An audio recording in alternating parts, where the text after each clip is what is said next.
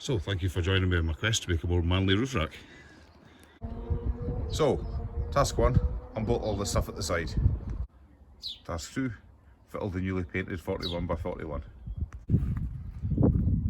Task 3, trim the flooring and chuck it up. And task 4 is going to be bolt it all down. So like any sealer editor will tell you, assemble everything loose, make sure you've got your holes picked up. Now this hole here isn't picking up, but that's quite interesting because strut channel is meant to be is meant to be a standard, but obviously the slot spacings are slightly different. No major sweat, we're just going to have to drill this bit of channel here, easy enough. So it's a 10mm fixing, we'll give it a 12mm hole, couple of mil for rattling around. So it's going to need a pilot hole first. So how we size the pilot drill is you take your final drill that you want and you'll see that there's a flat spot. This point doesn't come to a cone, there's actually a flat spot, you call that the chisel end. And so how you size this is your pilot hole is bigger there, so that chisel, because that doesn't actually remove any material, that chisel end, so that wants to sit in the pilot hole. That's how you size that. So we'll get this drilled and we'll carry on. Alright, so that's the bottom layer swapped out, so we've swapped this out for 41 by 41. So as you can see, we've got this extra bit of depth here, and the mesh flooring is going to sit on there. It will protrude slightly, but that'll be absolutely fine. So yeah, what I've had to do is these cross pieces I've had to mount underneath, like I've done there, basically so the bolts don't stick up above here. That's fine. So yeah, and again, all hooked up galv. So if you're the if you're the office type from the city and the office hands, best get the office manager to do a risk assessment on on working with galvanized nuts and bolts, because you end up with well, this is just the start of the season, but you end up with dried out hands and some bloody good splits and stuff, you know, that old gun sight finger. So yeah, it's if your hands are a bit sensitive to things, external influences, chuck a pair of gloves on. That's looking good though. So I'm going to get the mesh floor up here. I'm going to put another bar running across here for the end of the mesh flooring. I'm going to retain that bar there because it stops people pinching the solar panel as quick. So that's all rested in place. I didn't bother chopping that leading edge. I couldn't be arsed, but I've orientated this way. I've got a gap on the other side here, which is even. That's because this was an offcut. This stuff cost an absolute fortune to buy, but I managed to get an offcut super cheap, about 65 bucks delivered. But that's fine because you don't get lashings around there, so that's pretty cool. So next thing is to get another support piece just underneath that leading edge there, another bar across here, because these bars that it sits on are what we're going to tie this or bolt this down to, and I've got some flooring clips which will just sit nicely in there. So yeah, just about there, pretty cool. In fact, here's where I was going to put a support just along here, but you know what, I'm not even going to bother my arse, it's just going to add extra weight. This is fine. This little cantilever here, this mesh stuff is GRP flooring mesh. It's stronger than any load I'm going to put on the roof.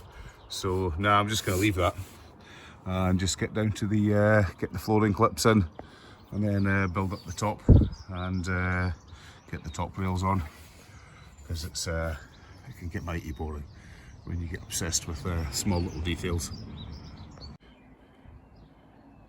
So this is a mesh flooring clip, and that just sits in there, drops down through the bit of Unistrut, and then we'll just get a fixing on that thread there. I had ordered Well, I thought I'd ordered M6 Zebs. I'd ordered M5 Zebs. Why the hell would anyone ever do that? So anyway, I'm just gonna pop a nut and bolt under there, and that's pretty cool. So these things, it's like a bit of disassembly. This is how they come, and what happens is this goes on top of your floor mesh, this part here, and this bit clips onto, you know, a piece of structural steel underneath. Obviously, I'm not going to use these clamps, just going to bolt them right through, and that's going to be absolutely solid. So yeah, pretty cool. Well, that's all the flooring clips in. It's a bit how you do it here. So what I'm going to do is I've cut down a bit of strut, give the ends a paint, and just chucked it on this bit of T-bracket here, and that's gonna fit under here like that, and it'll not only support that, but I'll also be able to get another flooring clip, one on this side and one on this corner here, and that'll just keep that from flapping around. There we go, skookum is frig. Solid. There's a bit of deflection here, you're always going to get that, but once I tie these top bars in here, they're going to be fine. So yeah, that's it. That's it all bolted up. I didn't have any hot tip galv washers handy, so I've just put bright zinc in. I will change those out because they're just going to rust, but I'll wait till they rust, and at the same time I'll address sort of any other things. Of course, I'm going to keep an eye on the bolts here for the flooring clips coming through. I'll probably double nut that actually once I get hold of some more nuts, just to stop that coming off, because you know, these have a nasty habit of just working their way loose, particularly because there's a sort of 45mm gap between the top and down there, and lots of movement. It's not a tight hole to hold that, you know, so that screw is going to be going like this. So yeah, you're just going to be extra careful with stuff in the roof racks. Something comes off here and fucks off behind you, you know, at worst it's going to kill somebody. You know, if there's a bloke on a motorbike tailing you and shit comes off your roof rack or your vehicle, that's not fucking funny, you know. So you need to be double sure with this stuff that things are tight. Check it regularly, you know. It only takes a couple of minutes.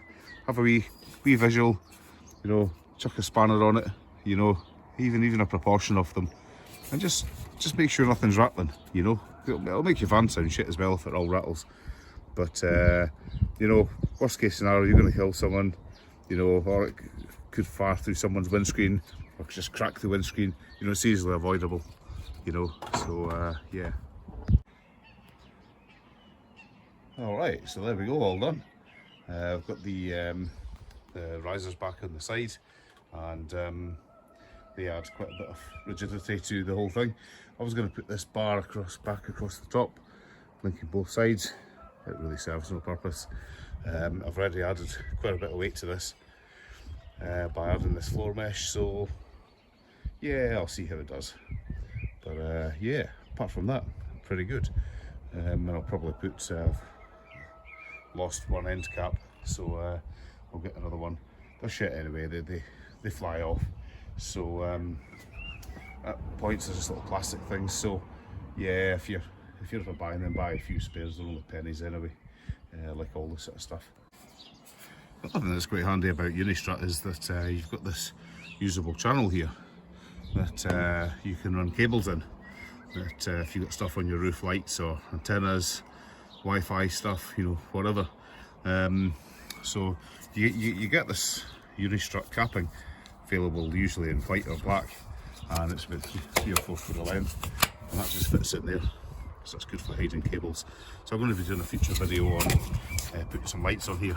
I need to get some flashing lights for work, and I'm just gonna, you know, I don't want big bloody orange light bar, but I'm just gonna drill some little low profile LED things in here so they're not really noticeable, and then I'll cap it all off with the Unistrut. So I'll do a video on that, and I'll also put in a roof gland similar to the one I've put in for the solar panel.